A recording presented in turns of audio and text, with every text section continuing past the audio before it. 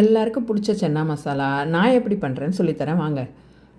நல்லா ஒரு 100 கிராம் வெள்ளை கொண்டக்கடலை எடுத்து நைட்டே ஊற வச்சு 10 விசில் விட்டு ஒரு பஞ்சு மாதிரி வேக வச்சு எடுத்துக்கோங்க.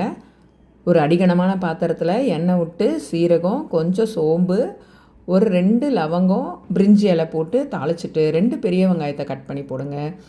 நல்லா வதக்குங்க.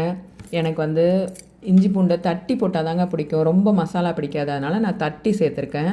தக்காளியை வேக வச்சு தோல் உரித்து மிக்சியில் அடித்து சேர்த்துருக்கேன். எல்லாம் சேர்ந்து நல்லா கொதி வரக்குள்ள காரப்பொடி, உப்பு, மஞ்சப்பொடி போடுங்க. நல்லா கொதிக்கிட்டோம்.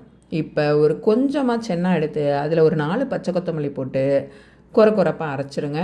இது ரெண்டுத்தையும் சேர்த்து நம்ம கொதிச்சிட்ருக்கிற அந்த கிரேவிக்குள்ளே சேருங்க. இப்போ எல்லாம் சேர்ந்து கலந்தாப்பில் வரும்போது இறக்கி வச்சுட்டு கை நிறைய கொத்தமல்லி எடுத்து போட்டுருங்க. உங்களுக்கு தேவைப்பட்டால் மேலே பட்டர் போடுங்க, நெய் போடுங்க, இல்லை இன்னும் கொஞ்சம் தூக்கலான புளிப்பு டேஸ்ட் வேணும்னா லெமன் கூட ஒரு 1/2 லெமன் பிழிஞ்சுக்கோங்க. நான் இன்றைக்கி ஒரே ஒரு சொட்டு நெய் தாங்க அது மேலே விட்டேன். சப்பாத்தி, பூரி இதுக்கெல்லாம் சூப்பராக இருக்குங்க. அட்டகாசமான டிஷ்ஷு, மைல்டாக இருக்கும். சாப்பிட்டு பாருங்கள் ஒரு தடவை.